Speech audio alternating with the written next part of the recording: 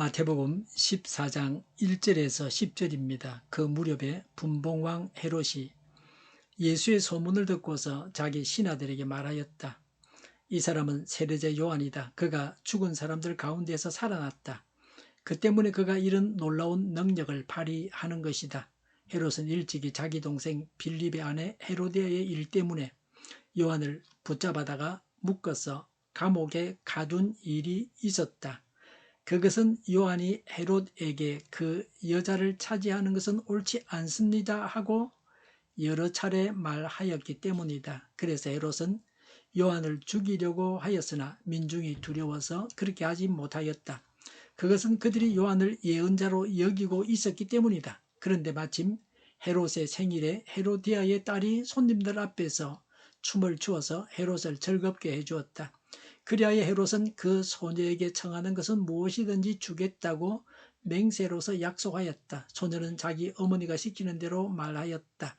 세례자 요한의 머리를 쟁반에 담아서 이리로 가져다 주십시오. 왕은 마음이 괴로웠지만 이미 맹세를 하였고 또 손님들이 보고 있는 앞이므로 그렇게 해 주라는 명령을 내리게 되었다. 그래서 그는 사람을 보내서 감옥에서 요한의 목을 베게 하였다. 아멘.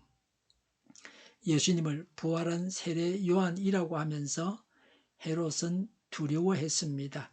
1절과 2절의 분봉왕 헤롯이 예수의 소문을 듣고서 세례자 요한이 죽은 사람들 가운데서 살아나서 놀라운 능력을 발휘하는 것이라고 했습니다.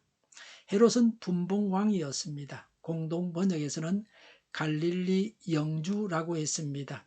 스스로의 힘으로 왕이 된 사람이 아닙니다. 로마 황제가 임명한 관리입니다. 막강한 힘을 가진 자는 아닙니다. 7절에서 청하는 것은 무엇이든지 주겠다고 한 것은 허풍입니다. 헤롯이 예수님을 세례 요한이라고 했던 것은 첫 번째, 예수님과 세례 요한은 유사성이 있었습니다. 다 같이 하나님께서 보내신 하나님의 일꾼이었습니다. 연령도 비슷했습니다. 두 번째, 세례 요한을 죽이고 나서 헤롯은 마음의 가책을 느끼고 두려워하는 마음이 있었습니다. 헤롯은 겁쟁이였습니다. 5절에는 헤롯이 민중이 두려워서 요한을 죽이지 못했다고 했습니다. 하나님이 없는 인생은 이 세상의 모든 것이 다 두렵습니다.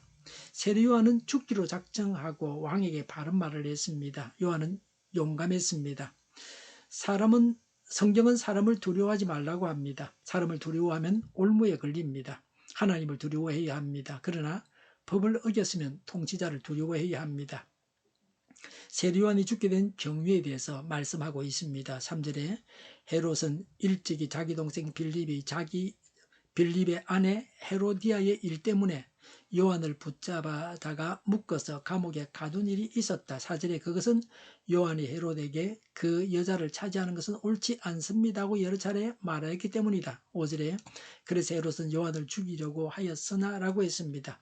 세례 요한이 감옥에 갔던 것은 헤롯 왕이 동생의 아내와 살고 있었기 때문이었습니다.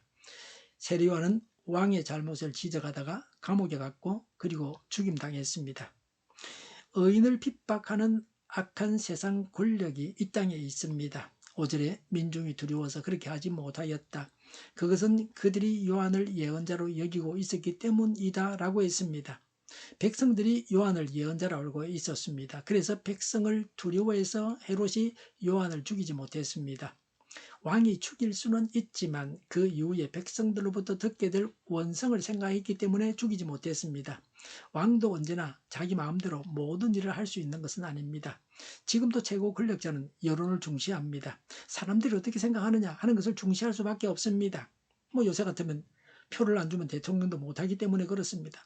그 당시는 로마 총독만이 사람을 죽일 권한을 가지고 있었습니다. 헤롯이 요한을 죽인 것은 월권 행위였습니다. 단지 총독이 문제를 삼지 않아서 그냥 넘어간 것입니다. 헤롯은 자기가 할 수 없는 일을 했습니다. 6절에 헤롯의 생일에 헤로디아의 딸이 손님들 앞에서 춤을 추어서 헤롯을 즐겁게 해주었다. 7절에 헤롯은 그 소녀에게 청하는 것은 무엇이든지 주겠다고 맹세로서 약속하였다. 8절에 소녀는 자기 어머니가 시키는 대로 말하였다. 세례자 요한의 머리를 쟁반에 담아서 이리로 가져다 주십시오. 9절에 왕은 마음이 괴로웠지만 이미 맹세를 하였고 또 손님들이 보고 있는 앞이므로 그렇게 해주라는 명령을 내리게 되었다. 10절에 그래서 그는 사람을 보내서 감옥에서 요한의 목을 베게 하였다고 했습니다. 세례 요한을 죽인 것은 헤롯입니다. 그러나 헤롯이 죽이고 싶어서 죽인 것은 아닙니다. 헤로디아의 딸이 요청해서 요한의 목을 베었습니다. 그 딸의 배후에 헤로디아가 있었습니다. 세례 요한을 죽이는데 최소한 3명이 관여했습니다. 이 세 사람은 헤롯과 헤로디아 왕, 헤로디아의 딸입니다. 마지막 심판대에서 이 세 사람은 의인 세례 요한을 죽인 죄값을 지불해야 할 것입니다. 잘못을 지적받으면 인정을 하고 바로잡고 고치는 자가 의로운 사람입니다. 딸들은 어머니의 말을 잘 듣습니다. 헤로디아는 이 점을 이용했습니다. 어머니로 인해서 딸이 죄인이 되었습니다. 부모로 인해서 딸이 죄인이 되었습니다. 하나님을 모르는 인생들은 자식을 사지로 몰아넣기도 합니다. 죄를 짓고 망하게 하는 일을 시키는 부모는 최악의 부모입니다. 가장 못난 어머니가 헤로디아입니다. 오늘 본문에 나오는 인물 중에서 가장 악한 인간이 헤로디아입니다. 헤로디아가 양심의 가책을 느꼈다고 하는 구절은 없습니다. 헤롯을 죽인 장본인이 헤로디아입니다. 헤로디아의 원한이 세례 요한을 죽이게 했습니다. 회개할 줄 모르는 악인이 헤로디아입니다. 양심도 없고 정의의 하나님에 대한 두려움도 없는 매우 어리석고 악한 여인입니다. 헤롯은 괴로워하면서 요한을 죽이라고 명령했습니다. 많은 사람들 앞에서 맹세를 했기 때문에 헤롯은 이럴 수도 저럴 수도 없었습니다. 헤롯의 입장에서 그렇습니다. 헤롯은 요한을 죽이고 싶은 마음도 있었지만 죽이지 못할 사정도 많았습니다. 헤롯은 그래도 양심은 조금 있는 자입니다. 헤롯은 남들이 어떻게 생각할 것인가 하는 점을 중시했습니다.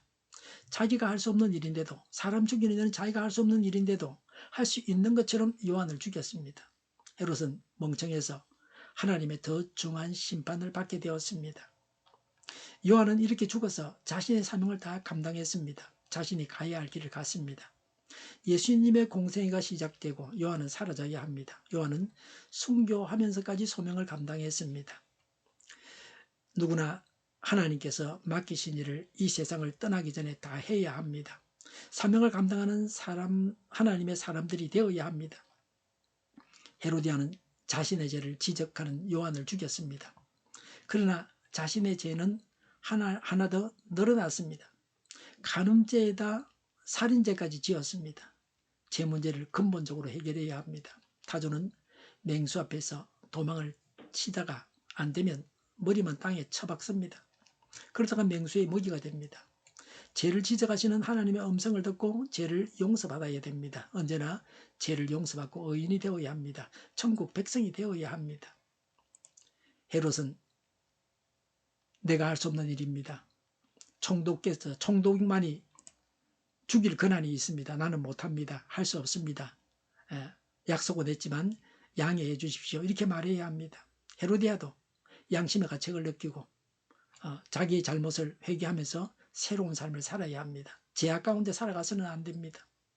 헤롯도 왕답게, 헤로디아의 딸도 하나님을 기쁘시게 하는 일에 사용되어지는 하나님의 도구가 되는 것이 옳은 일입니다. 세상적인 관점으로만 보지 말고 남이 나를 어떻게 볼까를 두려워하지 말고 하나님께서 어떻게 보시는가를 중시해야 합니다. 두려워하고 괴로워하면서 범죄해서는 안 됩니다. 목숨을 바쳐서까지 죄를 버리고 사명을 감당하는 자는 복됩니다. 기도하겠습니다. 하나님의 눈으로 세상을 보겠습니다. 사람을 중시하지 않고 하나님만 중시하겠습니다. 체면치레보다 하나님 앞에서 행하겠습니다. 목숨 바쳐 사명을 감당하게 하옵소서. 정의가 강물처럼 흘러가게 하여 주시옵소서. 교회가 분열되지 않고 하나가 되게 하여 주시옵소서. 교회가 한 목소리를 내게 하옵소서. 전쟁이 그치고 평화가 오게 하여 주시옵소서. 모두가 그리스도를 믿고 하나님이 주관하시는 나라가 되게 하옵소서. 주사파와 공산당과 이적단체들과 적과 통일로 나아가게 하는 자들이 없게 하옵소서. 이 땅에 다시는 전쟁이 일어나지 않게 하옵소서. 적과 통일되지 않게 하옵소서. 자유민주국가로 전쟁이 아닌 평화롭게 통일을 이루게 하옵소서. 성경을 대적하는 자가 없어지게 하옵소서. 하나님을 대적하는 법과 있어서는 안 될 법을 만들지 않게 하옵소서. 있어야 할 법을 폐기하지 않게 하옵소서. 교회가 하나가 되어서 하나님을 대적하는 자들을 지지하지 않게 하옵소서. 정의로운 판결이 내려지게 하옵소서. 정책 판결하는 자들과 악한 판결을 하는 자, 재판을 지연시키는 자들이 사라지게 하옵소서. 재판을 지연시키는 악법이 폐기되게 하옵소서. 일하는 자들이 정당한 대우를 받게 하옵소서. 놀고 먹는 자가 없게 하여 주시옵소서. 일을 만드는 자가 아니고 일을 하는 자가 되게 하옵소서. 파업과 시비가 그치게 하옵소서. 나라를 망하게 하는 모든 규제들이 사라지게 하옵소서. 눈먼 지도자, 악한 지도자, 어리석은 지도자, 자기 배만 불리는 지도자, 나라를 망하게 하는 지도자가 사라지게 하옵소서. 앞을 보고 선한 것을 분별해서 알고 앞길을 제시하고 섬기는 지도자만 있게 하여 주시옵소서. 하나님께서 주신 권세로 섬기는 자가 강해지게 하옵소서. 지도자들과 이 백성들에게 선한 것을 분별하는 지혜를 주옵소서. 나아갈 길을 알게 하시고 취할 것과 버릴 것을 알고 행하여 흥하게 하옵소서.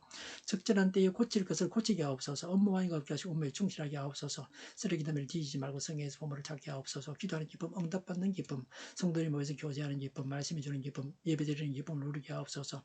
살리는 교회가 만구는 집 하게 하여 주시옵소서. 저희의 간절한 간구에 응답하여 주시옵소서. 예수 이름으로 명하노니 모든 병만은 물러가고 몸의 모든 부분들 온전하게 될지어다. 신의 기적을 베푸셔서 지금도 저희의 질병을 고쳐 주시옵소서.